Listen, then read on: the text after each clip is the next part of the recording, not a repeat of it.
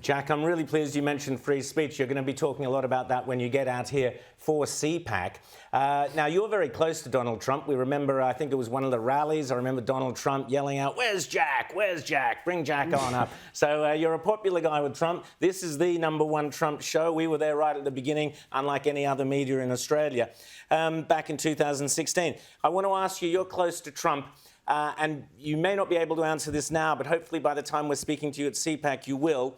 What does the Trump White House, Pete Hegseth, Marco Rubio and others, the administration, make of the way that the Australians seem to be deliberately, the left-wing Labor government seem to be deliberately trashing the relationship with America? Free speech, we're hopeless on free speech. We've got this dreadful e-safety person censoring everything as bad as the UK. We've had the recognition of Palestine, which I know didn't go down well. The White House were disgusted by it, according to Mike Huckabee. We've had, all sorts of issues on which, and we're not paying our fair share of military spending. We're at 2%. Forget about 5%. We're at 2.3% or something ridiculous.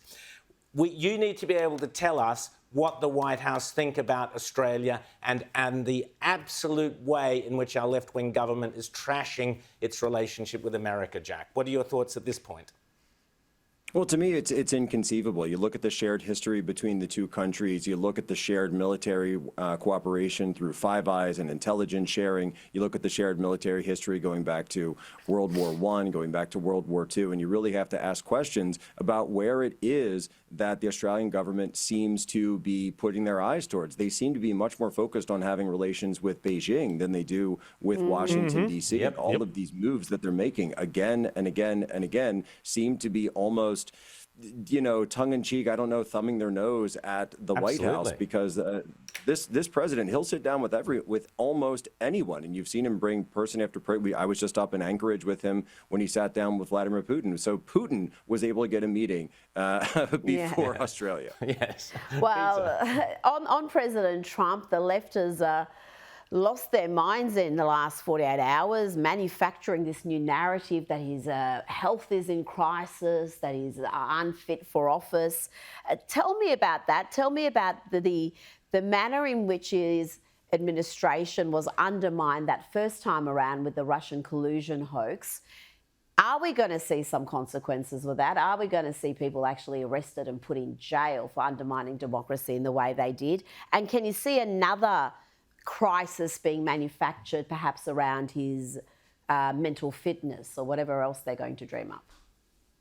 Well, it's really amazing, Rita. You have the situation where Joe Biden, when he ran for president back in 2020, never left his basement. He wasn't seen in public for weeks upon weeks on end. And yet suddenly Donald Trump takes one day off to hold a bunch of meetings, and suddenly they lose their minds and they're spreading conspiracies that somehow he's left this, shuffled off this mortal coil. It's absolutely ridiculous. And of course, he went to play a round of golf this morning just after all that.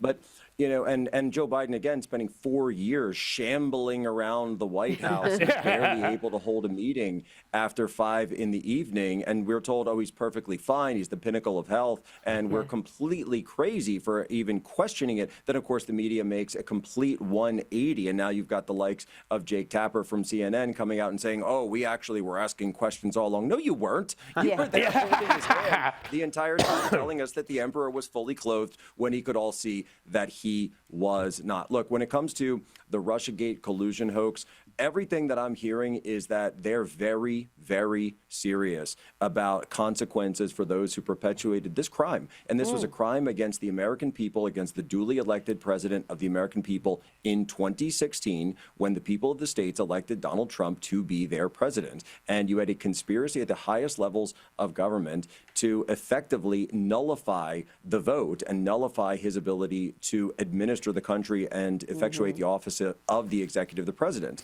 And these lies that they push through the intelligence community, which I was serving in at the time and could see how this stuff was coming out, breaking every single rule in the book, and having people like John Brennan and James Comey and Jim Clapper go in and stenographer. They wrote these assessments claiming that it was Russia. There was no evidence. There never was any evidence.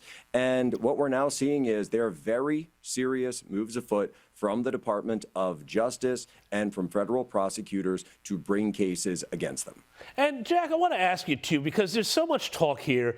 You know, we see this in the press every day in Australia. Trump is engaging in retribution against his enemies. Please. You know, there's this case here against Lisa Cook that's running. She's a Federal Reserve governor who appears to have potentially committed mortgage fraud on not one, not two, but 3 properties, declaring them as primary residences to get lower interest rates. This was exactly the sort of thing, and even more minor than this, they used to go after anybody associated with Donald Trump for. So this idea, tell me about, you know, this claim of retribution that the left is making about Trump. Well, you know, it's really amazing. You can go down the list and look at the number of people around Donald Trump, and I've sat in many of the cases in the courtrooms themselves day after day after day and hearing these ridiculous canards being put up against people and the lies and the lack of evidence that they were based on for years on end, starting all the way back in 2016, going up to and including Donald Trump being indicted 4 times, mugshotted, fingerprinted, even as he was running for office in 2024. And look, here's what it comes down to.